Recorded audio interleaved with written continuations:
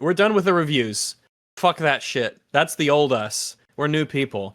I found this one, and I thought that we're just going to cover this video, kind of all EFAP style. A classic, if you will, because I thought this video was pretty wacky, and I thought it'd be interesting to talk about. So, that's our life now. I hope you're ready. This is Predator Needed to Change by Film Speak. And this says upgrade. Upgrade, which is what I would consider this, definitely. Oof. Like all good monster movies, the Predator isn't scary just because he's a big inhuman-looking killing machine. No, he's scary because he represents an idea. Not only does his presence displace humanity from the top of the food chain, but it holds a mirror to the barbarism we often inflict on each other. These clip choices are his, by the way. Interesting. It's not even like we've been replaced at the top of the food chain or whatever. It's like, I mean, the carnage that the Predator inflicts on, isn't that the point that's being made with these clips anyway? Like, this is, you know, we kill each other constantly anyway on Earth. I don't know. I certainly don't agree with the idea that it's just barbarism, and that's the context of the Commandos killing the militia types and who want to subvert the government. In that it's simply a matter of, well, we're just barbaric and we do violence and that's just it. As if there's no like real purpose or meaning behind it, and there's no, you know, ultimate reasoning or rules or grounding to any of it. I think my brain's getting stuck on probably food chain specifically because it's not applicable, I don't think. Certainly, as far as humans are concerned, it isn't a food chain issue. That's just no. Like the way that we engage in violence with the world is typically going to be a human and human, aspect. At least as far as the Predator is concerned, I guess is a parallel. But it's not about food chain stuff. That's like a very natural phenomenon. That's very wilderness, basal, natural kind of stuff. The Predator, as it's depicted in both McTiernan's original and its underrated sequel, which is largely responsible for establishing most of the lore we associate with the franchise to this day, is a warrior. But it doesn't tend to pick fights with worthy opponents. It picks weaker species that it knows it can overcome. In this way, it's more like a hunter, or, you might say, a predator. That's not strictly true, is it? Yeah, I'm not really a fan of that either. Weaker opponents, it tries to challenge the best of other species, and if it turns out that the predator is trying to prove that the other species are weaker than it by killing the best of them, it doesn't go there knowing it's already that much better than them. Because they can kill the predator in the original film very easily if they knew exactly where to shoot, but they don't because he's quite talented with that sort of stuff. What I guess I'm saying is that this is no guaranteed win. The predator has to actually use intelligence and gear correctly. Like the idea that it's like, I'm just hunting weaker fuckers and this is going to be pretty simple. It makes it... I've never gotten that pull from it. I think it's how it picks and chooses its targets. It doesn't go after, the unarmed people or women or pregnant chicks. It goes after women if they're armed, but not pregnant chicks. So there's some code of honor element there. It looks for, specifically people that are stronger. And the fact it goes after the Commandos is almost specifically because it's shown that it's watching them kill the others. Like, oh, these are the better warriors. I'm going to go after them. Yeah, and I'm trying to work with what he said. Is it can be killed instantly if it's not careful. That's a bit, you wouldn't necessarily want to choose that if you're only going to be picking weaker opponents that you can easily beat or anything. It's just like, I don't think so. When it comes to technology, human beings are kind of glass cannons in that regard. We have incredible firepower that we're able to dispense, but a single bullet can kill us. The Predator often puts itself in situations where it does know that. Barring some of the weird Predator plot armor inventions that are in some of the that we don't like. Right. I do like the idea that if you shoot it, if it takes it like in the first, like in Predator, it has to heal itself from getting hurt because it gets nicked by the when the machine gun into the forest. And it has to heal itself. It can be wounded. I mean, the famous line, if it bleeds, we could kill it, kind of thing. Right. I think that's definitely, that's an intention. Obviously, if it wanted to be impervious to harm, it could just wear armor from head to toe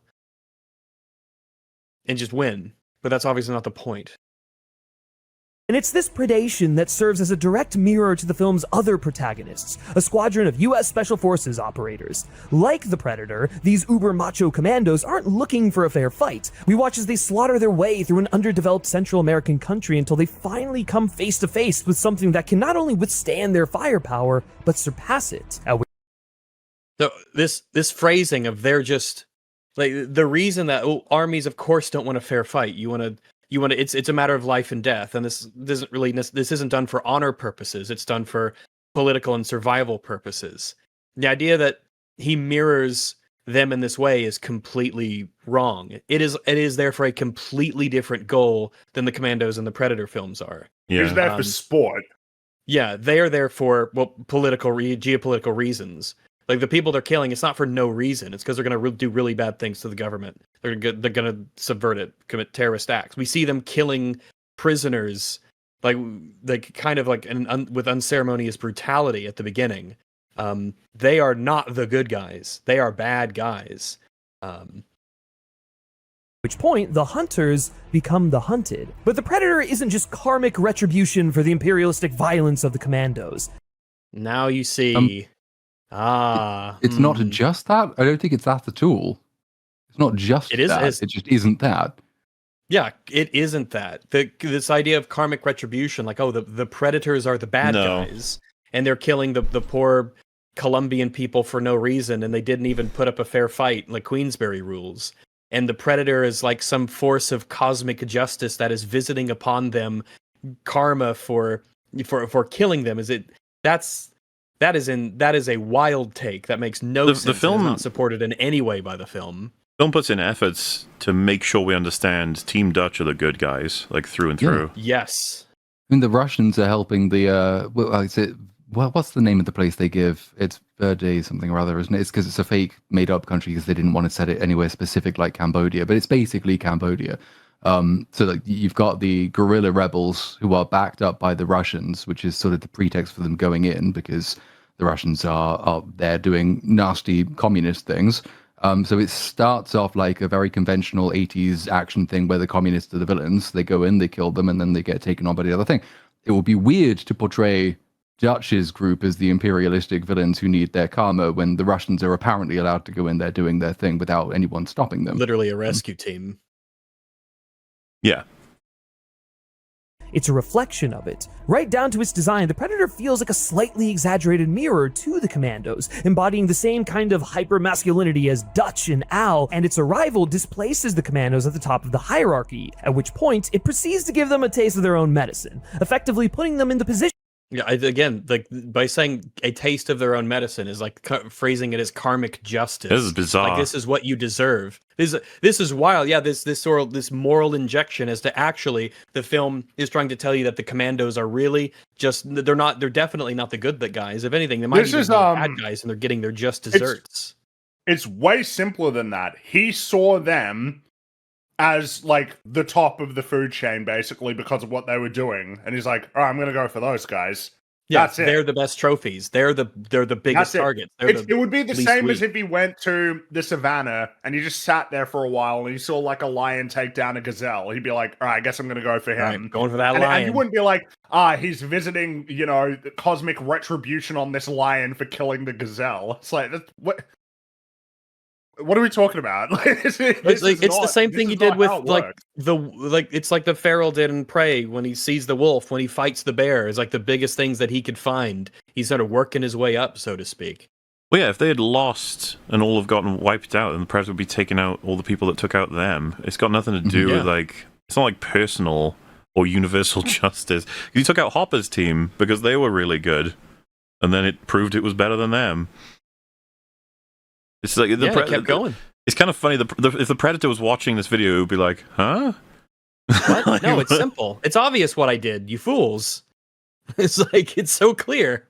Of the people they had just recklessly murdered without a second thought. Yep. What's going on? Like, this is a weird one. I do not like the idea that the commando. Like, well, no, it was a strike team specifically sent to rescue captives that had been captured by communists who wanted to subvert the government. That's what they wanted to do. Obviously, there was an ulterior motive from Dylan that was broader political goals, right? But they still engaged with it for the specific. Like, the film clearly shows when the execution happens, Dutch is fucking sad about it. Because that's like their major concern, right? And then you get the sad news that the other hostage was executed before they could save him as well. That's the main concern. Like, you can't ignore that. You can't just leave that out. It's specifically and conspicuously in the film that they see this. The idea that they just recklessly go in guns a-blazing to murder any brown people they come across from some other country is because of imperialistic violence is insane. Especially when you're trying to frame it as a karmic matter in terms of the Predator. Yeah. And by putting the Predator in the position of the United States in this conflict, and the kinds of characters who are traditionally depicted as unimpeachable heroes on the receiving end of violence, usually reserved for enemies of the United States, the film... You've lost your mind. Also, like he's already ran further and further into his own delusion now, but like I'm already worried about what he's going to argue like Badlands has done that makes this all better or whatever, because this is already bad enough as a foundation. At least on some level.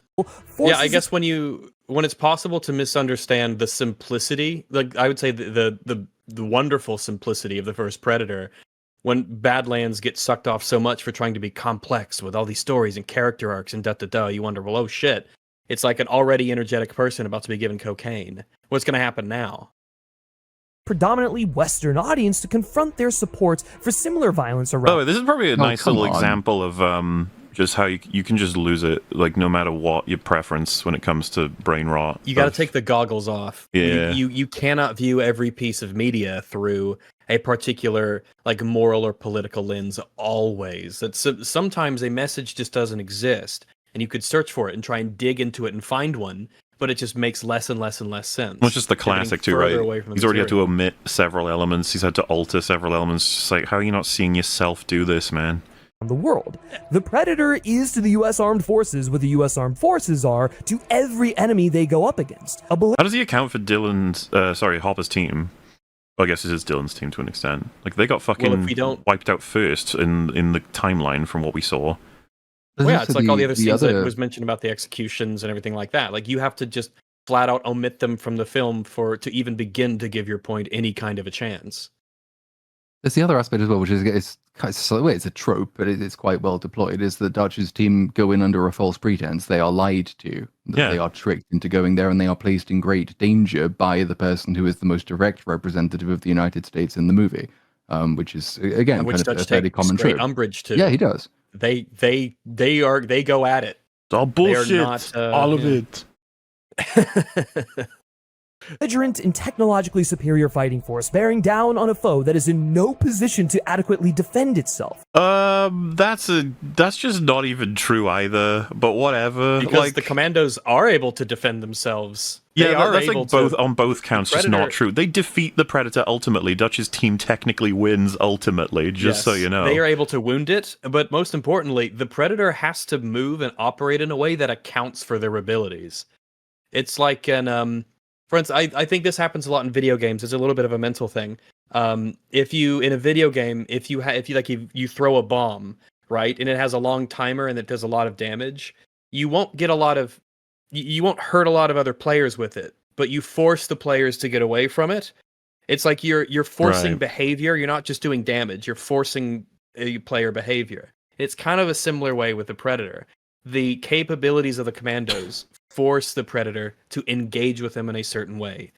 So, I mean, in that way, the Predator it clearly respects them and what they're capable of. He's just fucking hammering this square peg into the round hole. He's just going crazy with it. He's like, it's got to get in there.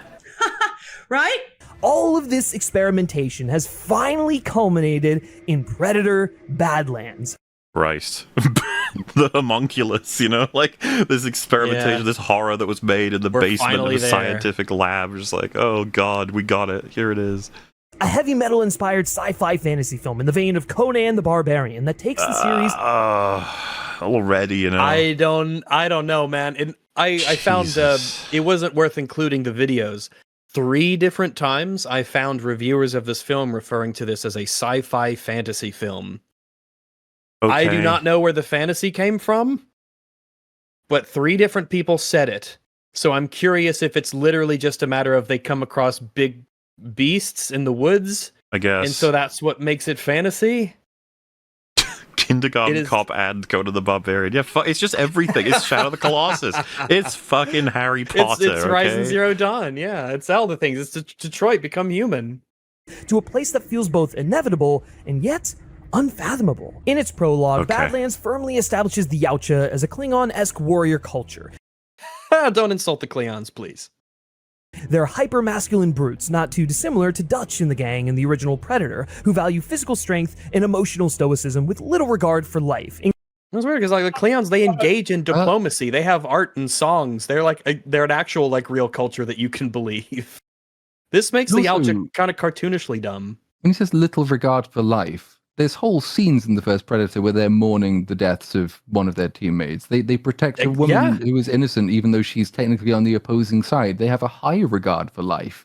They have a high regard for life of the people on their team and the people in the charge of their team. They don't have a high regard for the lives of the people they have to kill because they're the villains, like the Russians / Cape Verbadians or whatever they are. It's just flat out inaccurate to say that. They do not have specific scenes. Regard for it. Where you have characters mourning other characters. When Mac, when he's mad that, what's the character's name? Blaine. When he dies, like that's like a scene that not only had like that, the moment in and of itself, but it had the setup of, taking the drink and the stories of, the things that had happened. And like, that's a legitimately sad moment that's built up and paid off.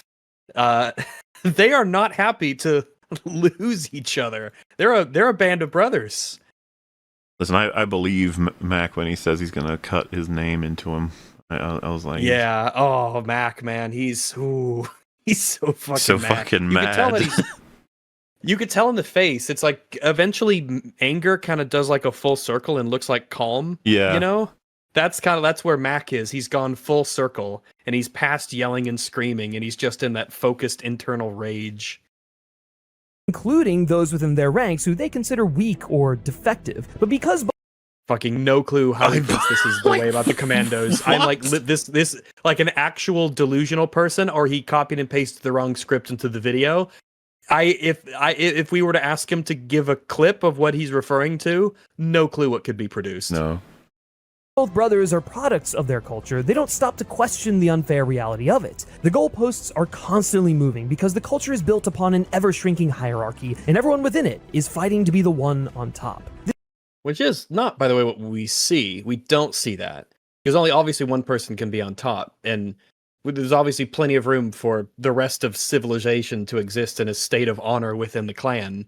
We don't see that sort of climb to the top of the hierarchy. The only reason that Dec kills his father is for personal reasons, for vengeance. It isn't so that he can be, the leader of the clan or anything like that.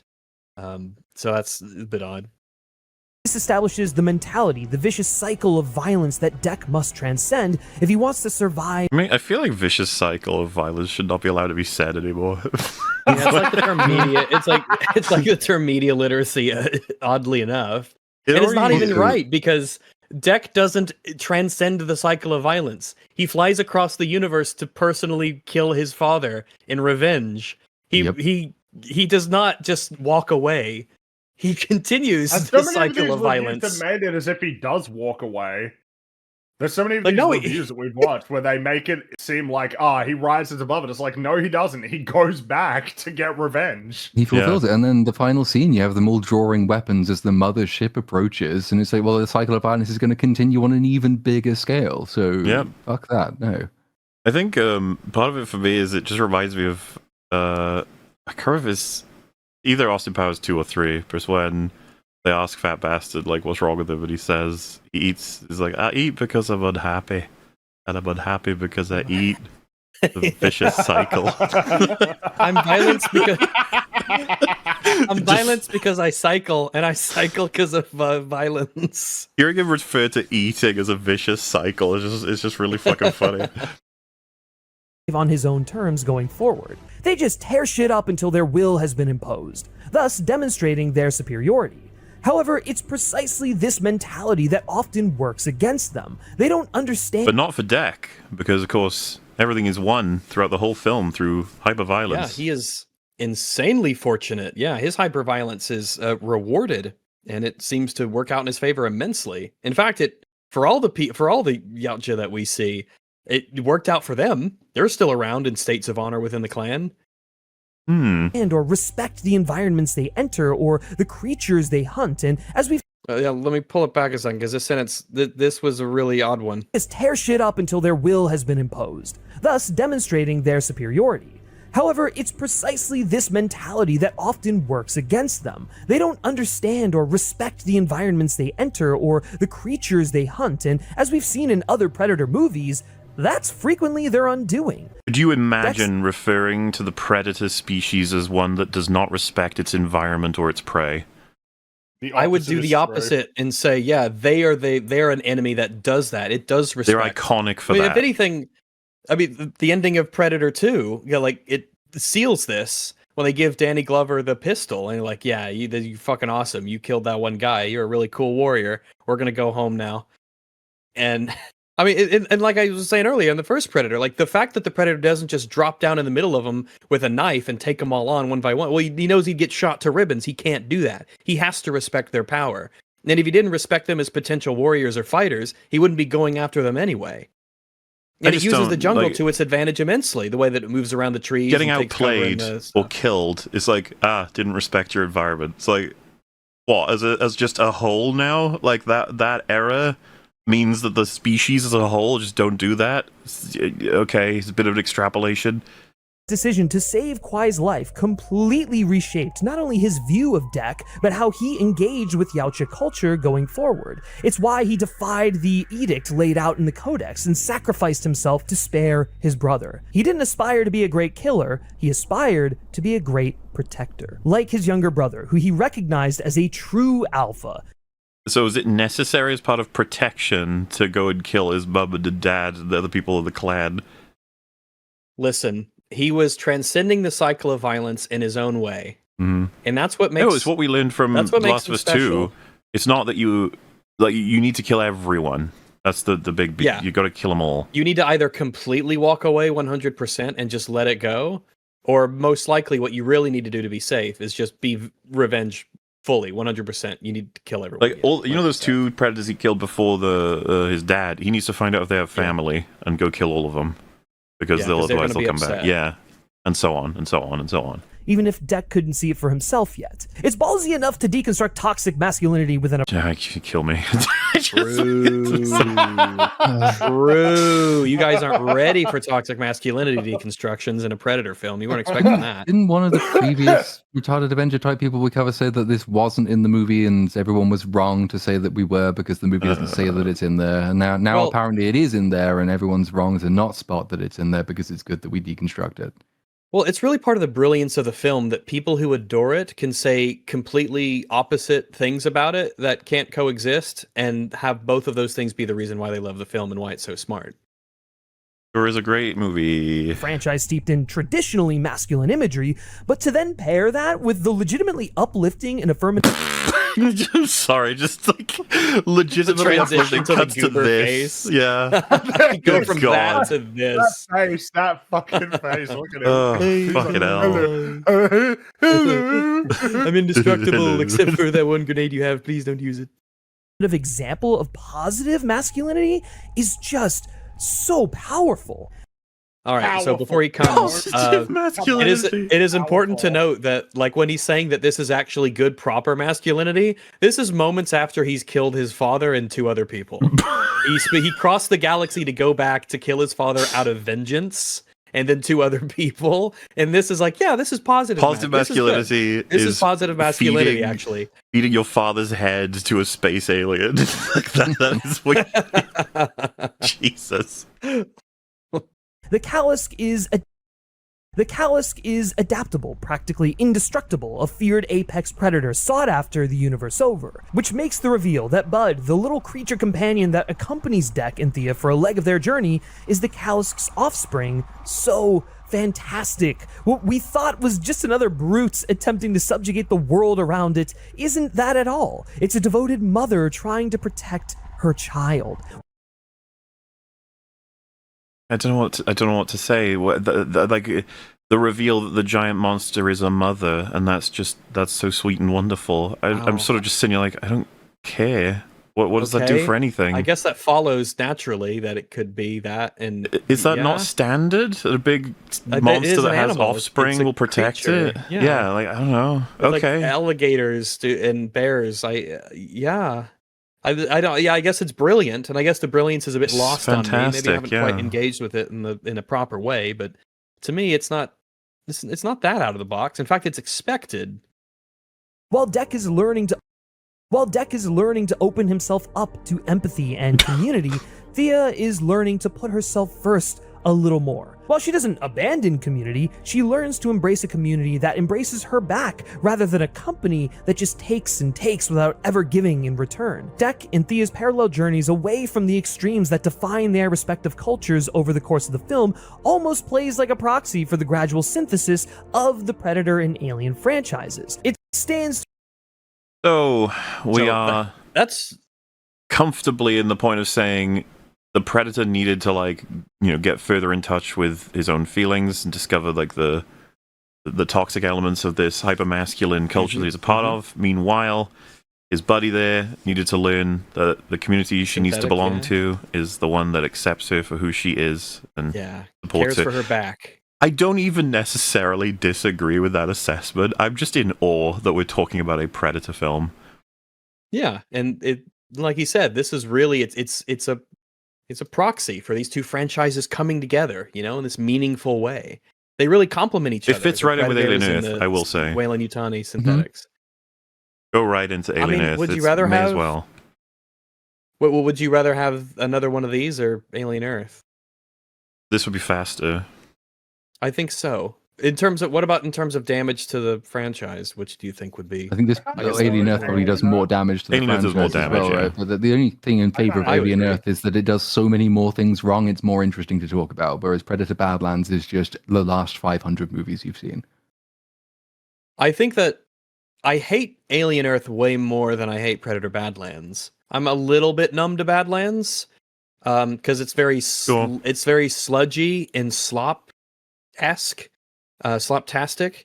Alien Earth seems like it has a lot more bite and individuality about its destructive, nature, I suppose. I would agree with Platoon that it's more interesting to talk about, sort of, but that's almost like its weakness as well, that it has those things in it to talk about, which means they've done a lot of damage. True, but then if I've got a choice between two really shit things, I want the one that actually makes me angry rather than the one that makes me numb. Because numbness is kind of the worst position to be in. Being bored is the worst thing for me anyway. I despise boredom. Worst thing a film can be is boring, yeah. Yes, and there's large parts of Badlands which are just incredibly boring. Doesn't do as much damage, but then Alien Earth is definitely worse for all the usual damage reasons. But it's just like, at least I'm alive when I'm hating it. I understand. Yeah, the reason then that a planet like Genna would be the crucible in which these two are forced to reconsider their worldview. Because more than any other environment we've seen in this franchise, Genna is resistant to any and all attempts to change it. Unlike the jungles of the original Predator or the urban environment of Predator 2, this alien world cannot be conquered or colonized, only survived. Which I don't even. But we see that the Weyland-Yutani camp at the end is. They've got their shit together. Yeah, they got a settlement there. And if humanity came to this planet with all their guns and space age technology, well, if we can defeat the Kalisk with one grenade. They want to take the planet, they will. Yeah, we can defeat plants that shoot dots. And the razor grass is a non-issue. The bone bison's a non-issue. There's like a lot of this stuff. Like sci-fi technology kind of beats everything. You have to get into like the realm of magic in order to deal with it at that point. This idea that it just can't be conquered, that it's supposed to represent something that's like actually unstoppable. Just the film. They haven't taken the planet yet because they haven't taken the planet yet. Like that's the only reason. No, but they're well on their way. Yeah. The only reason it gets subverted is because of somebody who's not from the planet, and another person who's not from the planet. And also, on the subject, it reminds me of in Avatar 2, where just fucking landing on Pandora would have won the war that they had in the first movie. The best way to survive it isn't to fight, it's to understand. They do fight, the big creatures. Yeah. and he kills multiple things with his many things with his sword. He kills the vines, he kills the bone bison, he kills the lunabug. The Callisk is killed. Big tentacle man is killed. It's killed. Yep. I just don't. This is just again. He's just omitting so much to make his whatever this is work. Yautja Prime, much like its inhabitants, is a cruel, unforgiving place. A barren, resource-depleted desert. You don't know that it's resource depleted. We don't know it's resource depleted. Well, the implication is that it's not, given that they are able to build giant spaceships that fly all over the galaxy. It just is made to look like it is for vibes reasons. But I just don't believe that the Predators actually function in the way that the movie tries to tell me that they do. I live agree. in hovels and also fly across galaxies. They're bone hovels. Things are difficult. Yeah, much less viable than even the brief AVP2 shot of the world that the Predator lives in versus this one. Well, isn't it more interesting? Because they're obviously, the Yautja are smart. They're an intergalactic spacefaring civilization. They're obviously super intelligent. It's their honor culture that is, mixed in that makes it what it is. It would be a lot more interesting to see Yautja Prime as this very lush, vegetative, massive jungle that is purposefully kept. I know it sounds weird, but I would expect for the Yautja to be very environmentally conscious. So there's constantly beasts for future generations to fight. So they have to be because they're intelligent. They're not foolish. They would be sustainable in a way, and I think that's more interesting to show that they are brutish and barbaric in a manner of speaking when it comes to combat, and they're very cunning when it comes to their tactics, but they're intelligent as a species, and that comes through in the way that they sort of structure their civilization in terms of its logistics. That would be more interesting than, they live on this just shitty world where it's just sand and rocks because, they're harsh and they're warriors, and they have like a big don't have factory where you toss the rocks in and they produce spaceships. Neat. Really good tech. Powered by dust as well as fuel. It all makes sense. Nitpicking. It's like I don't like this poo-poo into the Cleons. Like, the Cleons have engineers. The Cleons have scientists. They have to develop warp drive, and they have to run starships and build weapons. Like, this is a thing that you have to account for. And now, with how they're portrayed, it is more difficult for me to imagine a Yautja researcher or scientist than it was before this movie. This movie kind of makes them seem like brutish and barbaric in a really, like in a much more, I guess, dumb sense, instead of that being more of an aesthetic.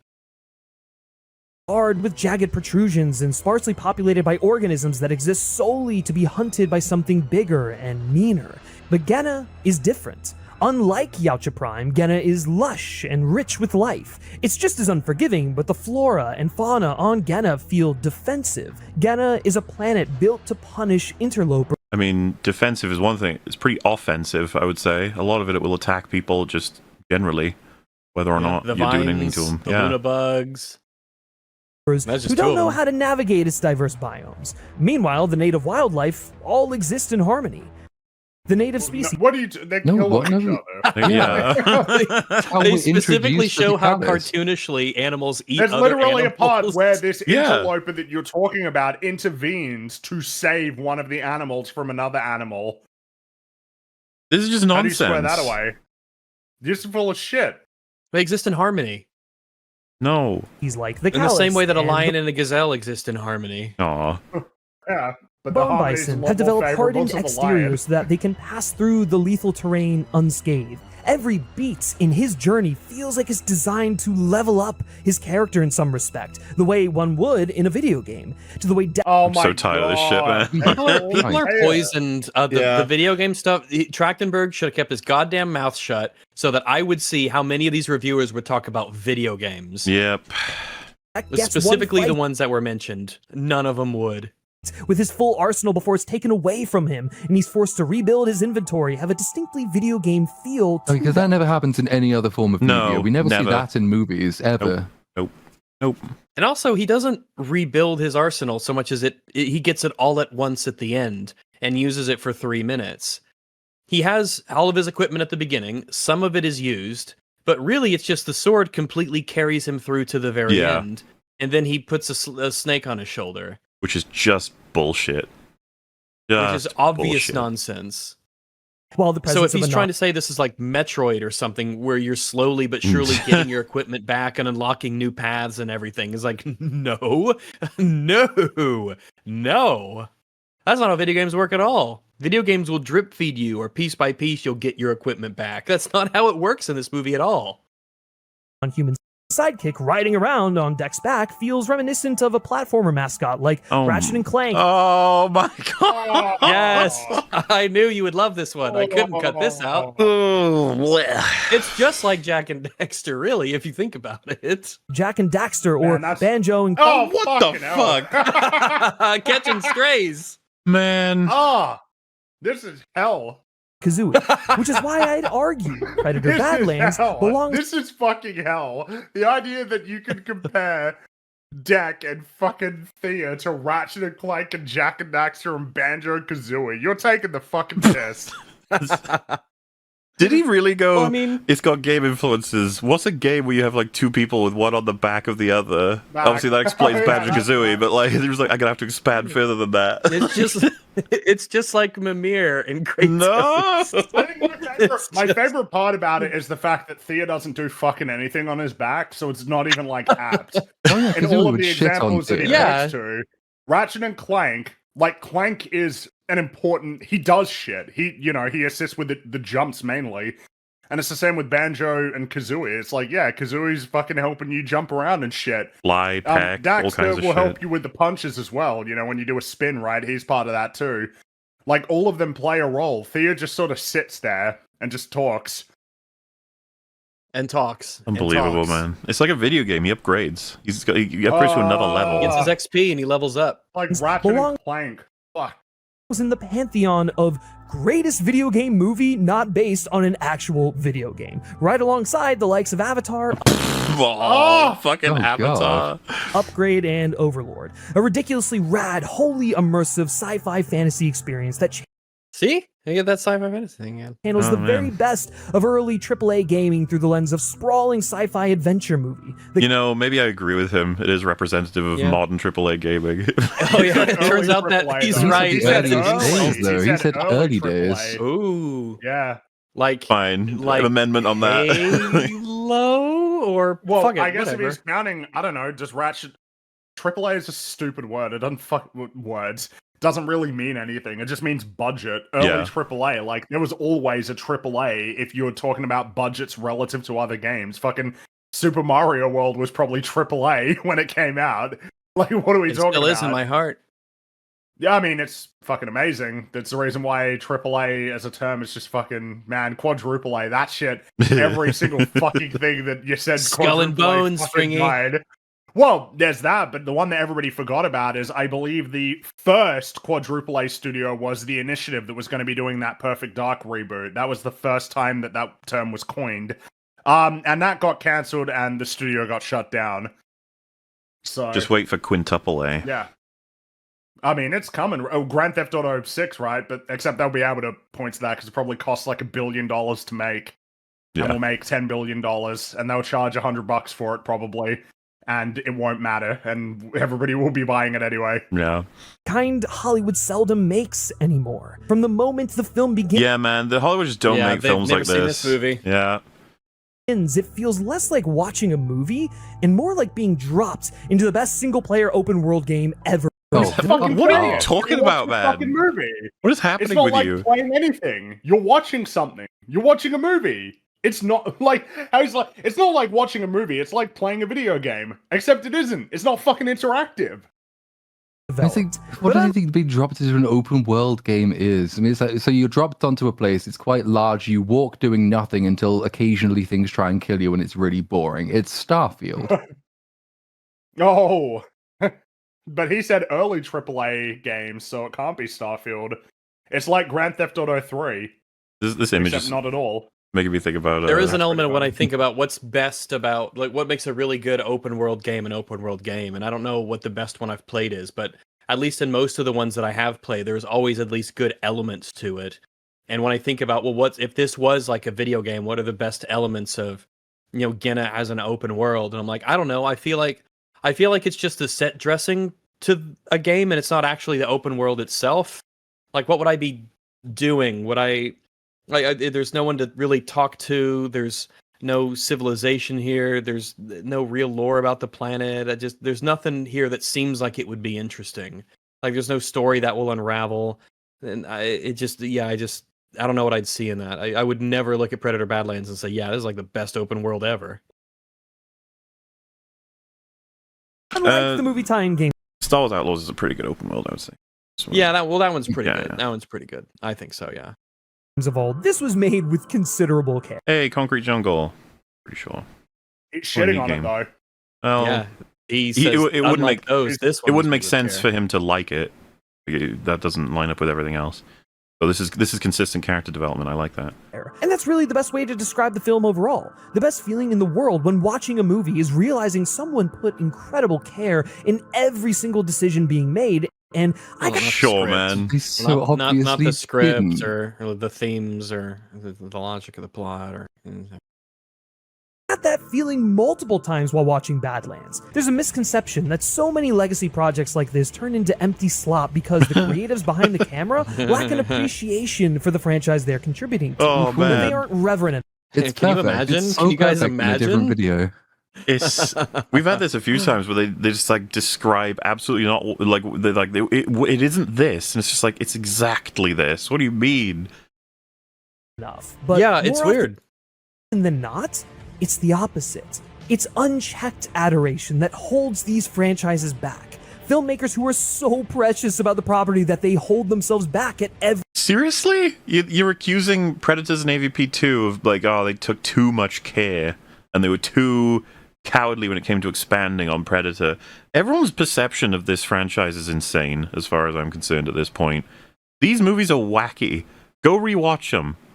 Predator, if you want to say that's the most normal and straightforward, none of them seem to copy it. Let's put it that way, right?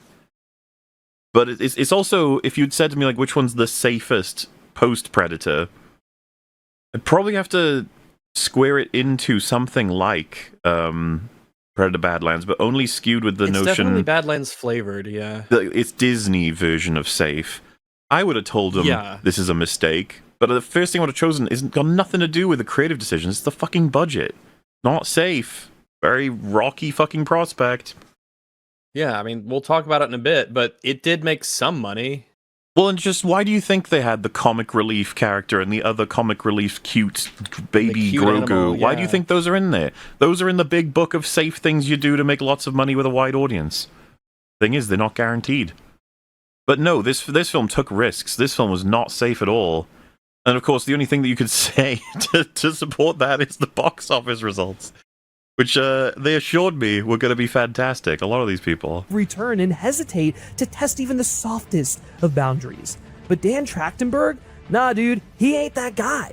It's clear looking at all three of the Predator films he's made so far that while he has love for Predator, he's not interested in simply paying homage to it. Instead, yeah, I got that. I definitely detected that. Don't worry. On this, we are in agreement. Do not you worry. Instead of looking at the franchise like a fan, he's looking at it as a creator. As the Grim Reaper. I get you. I follow. Yeah. I don't like this dichotomy between like fan and creator. Like you're like they're these opposed things. Like you can't be both. Like some of the best creators are the fans, the people who really have a lot of respect for it. I mean, how do you explain Andor? He wasn't a fan, but he had clear, immense respect for Star Wars, and he really steeped himself in it to make a really great show. So, I'd say Trachtenberg has the opposite problem and might even describe himself in the opposite way. Trachtenberg, from everything I've ever seen him say about it, is a hyper fan, like in the sense that he throws in all of this lore stuff that's drawn from all the comics and the games and stuff. Like, he can never create anything because it never makes sense in the context of the world that he's building. But he damn throws that fucking codex in there. He'll always keep doing that. He's the Dave Filoni of Predator. He's a fan first and the creator a very distant 50th. And seeking out new and interesting ways to approach the material. While his films are deeply informed by the wider lore of the Predator, but he never becomes a prisoner to the mythology or to people's expectations. Or to quality. Like, yeah, I get it. He's free as a bird. He can fly around and do whatever the fuck he wants, and we can enjoy the results. Cage. Absolutely not. The cage of quality. He's escaped. The cage of quality. He's been, this quality cage. Curse this restrictive yet high quality bars. Of what a Predator movie can and can't be. Not unlike Deck, he uses these trappings as a tool in service of a loftier goal. In the days after seeing what is his loftier goal? Goal being, well, to kill his father out of vengeance and to win the respect of his peers in this toxically masculine culture. Which, like, it is, sure, but okay. Like, that is his lofty goal. Which is, like, it's lofty in his own culture and in his own mind. Sure, because that's his culture and his people. But if we're looking at this from the point of view of, like, a human audience, analyzing this, I don't think I would call that a lofty goal. Unless the lofty goal, if you're going to compartmentalize the, I now have a family of my own and I will protect them aspect, and you completely ignore everything else, then maybe that sentence might work. But what you have to do to get that sentence to work means you've already fucked. You screwed it up. the movie, I kept trying to figure out what Dan Trachtenberg's approach to Predator reminded me of. And then I came across a headline about how James Cameron had given feedback. Please don't tell me he's about to say it reminds me of T2. It's going to kill me. This might be what pushes me over the edge, Rags. It might. Well, he's not going to say that. Okay. Back on the film, and it hit me. It's Aliens. Oh, fucking hell. That's not better. It wasn't Terminator 2. So, this is I know. The problem is, when I watched Predator Badlands, I thought of Banjo and Kazooie and Shadow of the Colossus and Aliens. All right, it all makes sense. The huge problem, one might even say the only problem, is Aliens is really good, which has nothing to do with Predator Badlands. There's no connection to really good, so I just don't see how you can connect these. But go right ahead.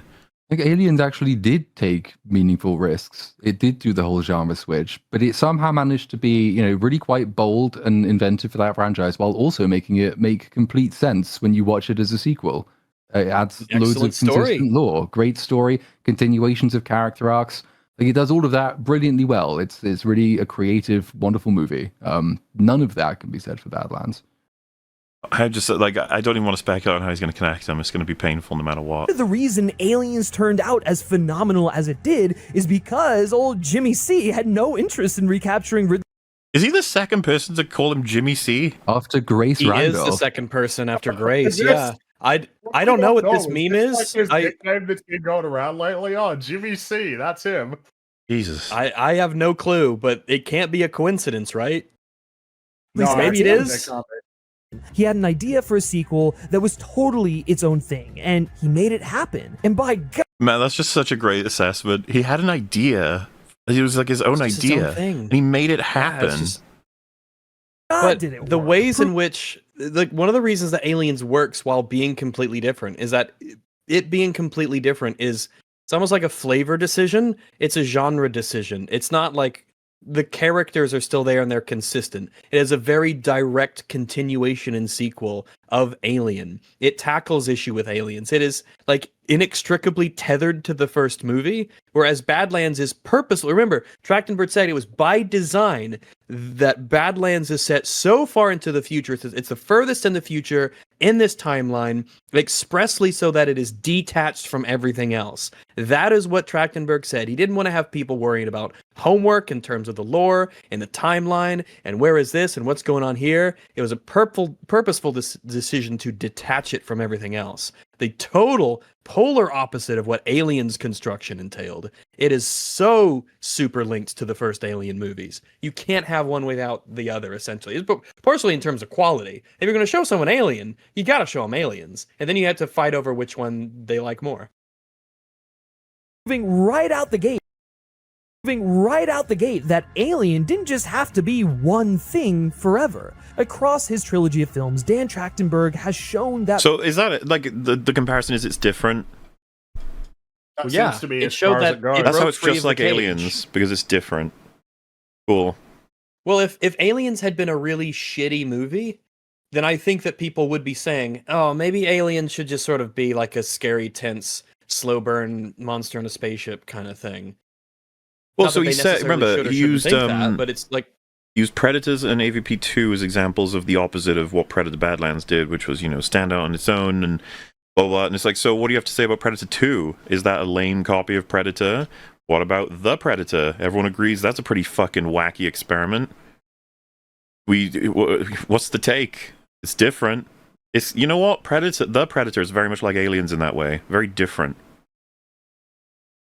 You know what else? Joker 2. That's different. It's very much like Aliens. Arcane Season 2. It's like Aliens. It's basically Aliens. Predator can be just as versatile as Alien, and in Badlands, he finally gave it its aliens. Yeah, by giving it a comic relief character and cartoon Baby Yoda and... Look, Bud is just like Newt, okay? Jesus, man. A film that completely flips the script and takes the franchise into wholly uncharted waters, while still showing audiences a damn good time. With Badlands, Trachtenberg chooses evolution over stagnation, and in doing so, he delivers some. And in doing so, the film failed miserably. Also, of all the franchises I would say has not stagnated, certainly each Predator movie is so wildly different from the others that I would never say that it is stagnated at all. Not in that sense. Certainly not in that sense. Now, maybe financially, as we will get into soon, maybe we could talk about that a little bit. Oh, hey, we will. But yeah, in terms of creative decisions and the vibe of the different movies, totally different. I mean, Predator did this as well. Predator 2 is nothing like the first Predator, for better and worse. Very different movies, yeah. So even from the beginning, well, yeah. So the notion of right off the bat proves we can take it to uncharted waters again, or just be like every Predator film has basically done that. Yeah, like it always goes into uncharted 35 waters. Years ago. I mean, he's citing AVP 2 as like this stagnation, this blah, blah, blah, and it's like, it's Alien and Predator in a suburb. Before then, that was not a film that had happened in, so, that's really not the issue. That film is just badly written. Something truly rare. A franchise film that feels genuinely new, genuinely dangerous, and genuinely alive. Oh. He must watch High Top. Oh, yeah, he's got the High Top energy. Yeah, he's trying. Oh. The hunter became the hunted. Listen, my advice, be a first-rate version of yourself. Don't be a second-rate version of High Top. No. Okay? And now he's become something else entirely. A survivor, a bridge between worlds that were never meant to meet. Not unlike the film itself, which reunites two of cinema's greatest science fiction franchises in a way that finally feels organic. I'm sorry, AVP's better, by far. This struck me as so bizarre to say that this is like the organic combination of these two franchises when, as I said a moment ago, specifically this was set far, far in the timeline away from everything else, so it was not connected to them. Weyland-Yutani's involvement here is purely arbitrary.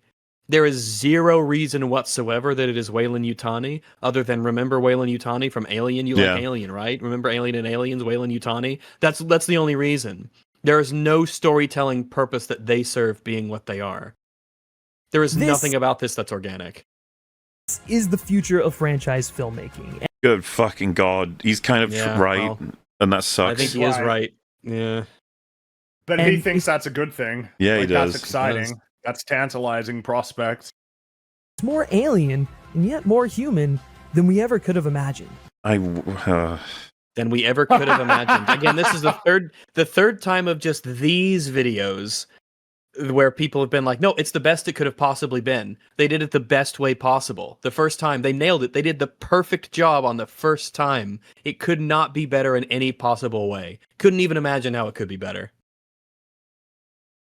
I don't know what it is about YouTube creatives who are just like incapable of being creative or having an imagination. It's been a staggeringly conspicuous trend in a lot of the videos that we've covered.